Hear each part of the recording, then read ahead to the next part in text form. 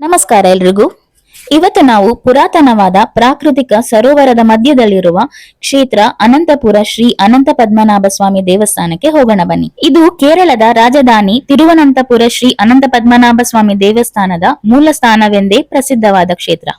ಇಲ್ಲಿ ವಿಶಿಷ್ಟವಾದ ಆಯುರ್ವೇದ ಗಿಡಮೂಲಿಕೆಗಳಿಂದ ಕೂಡಿದ ಪಾಕದಿಂದ ನಿರ್ಮಾಣವಾದ ಭೂದೇವಿ ಶ್ರೀದೇವಿ ಸಹಿತವಾದ ಶ್ರೀ ಅನಂತ ಪದ್ಮನಾಭ ಸ್ವಾಮಿಯ ವಿಗ್ರಹ ಅತಿ ವಿನೂತನ ವಿಶಿಷ್ಟವಾಗಿದ್ದು, ವಿನಯ ಭಾರದಿಂದ ಕೈ ಮುಗಿದು ಮಂಡಿಯೂರಿ ಕುಳಿತ ಗರುಡ ಹನುಮರು, ಚಾಮರ ಸೇವೆಗೈದ ನಾಗಕನ್ನಿಕೆಯರ ವಿಗ್ರಹಗಳು ಗರ್ಭಗುಡಿಯಲ್ಲಿ ಪ್ರತಿಷ್ಠಾಪಿಸಲ್ಪಟ್ಟಿದೆ. 5 ಹೆಡೆಗಳ ಅನಂತನ ಮೇಲೆ ಕುಳಿತ ಶ್ರೀ ಸ್ವಾಮಿಯು ಸದಾಕಾಲ ಭಕ್ತರಿಗೆ ಅಭಯ ನೀಡುತ್ತಿದ್ದು ಭಕ್ತ ಜನವಲ್ಲಭನಾಗಿದ್ದಾನೆ.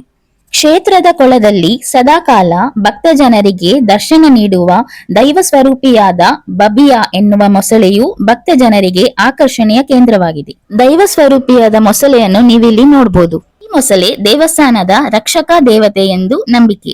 ಬಬಿಯಾ ಯಾರಿಗೂ ಹಾನಿ ಮಾಡದೆ ದೇವಾಲಯದಲ್ಲಿ ದೊರೆಯುವ ಪ್ರಸಾದ ಮಾತ್ರವೇ ಸೇವಿಸುತ್ತದೆ ಎಂಬ ನಂಬಿಕೆ ಇದೆ. ಸುಂದರವಾದ ಸರೋವರದ ಮಧ್ಯದಲ್ಲಿರುವ ದೇವಾಲಯವು ಕೆರೆ ಮಧ್ಯದ ದೇವಾಲಯ ಎಂದು ಪ್ರಸಿದ್ಧಿ ಪಡೆದಿದೆ. ಈ ದೇವಾಲಯವು ಸರೋವರದ ಮಧ್ಯದ ದ್ವೀಪದ ಮೇಲೆ ನಿರ್ಮಿಸಲ್ಪಟ್ಟಿರುವುದು ಅತ್ಯಂತ ವಿಶೇಷ. ಸರೋವರಕ್ಕೆ ಯಾವುದೇ ಹೊರಗಿನ ನೀರಿನ ಮೂಲವಿಲ್ಲ, ಆದರೆ ಯಾವಾಗಲೂ ತುಂಬಿಕೊಂಡಿರುವುದು ಒಂದು ಅಚ್ಚರಿಗೆ ಕಾರಣ. ಈ ವಿಡಿಯೋನ ನಿಮ್ಮ ಸ್ನೇಹಿತರಿಗೆ ಹಾಗೂ ಕುಟುಂಬಸ್ಥರಿಗೆ ಶೇರ್ ಮಾಡಿ. ತಿರುವನಂತಪುರದ ಪದ್ಮನಾಭ ಸ್ವಾಮಿಯು ಈ ಅನಂತಪುರ ದೇವಸ್ಥಾನದ ಮೂಲಕ ಗುಪ್ತ ಸುರಂಗದ ಮೂಲಕ ಸಂಪರ್ಕ ಹೊಂದಿದ್ದಾರೆ ಎಂಬ ಕಥೆಗಳು ಜನಪ್ರಿಯ. ದೇವಾಲಯದ ವಾತಾವರಣ ಬಹಳ ಶಾಂತಿ, ಹಸಿರು, ಆತ್ಮೀಯವಾಗಿದ್ದು ಭಕ್ತರಿಗೆ ಮನಸ್ಸಿಗೆ ಶಾಂತಿ ಮತ್ತು ನೆಮ್ಮದಿ ನೀಡುತ್ತದೆ.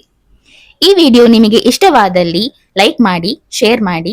ಹಾಗೆ ಇದೇ ತರ ವಿಡಿಯೋಗಳಿಗಾಗಿ ನಮ್ಮ ಚಾನೆಲ್ನ ಸಬ್ಸ್ಕ್ರೈಬ್ ಆಗೋದನ್ನ ಮರಿಬೇಡಿ. ಧನ್ಯವಾದಗಳು. ಮುಂದಿನ ವಿಡಿಯೋದಲ್ಲಿ ಸಿಗೋಣ.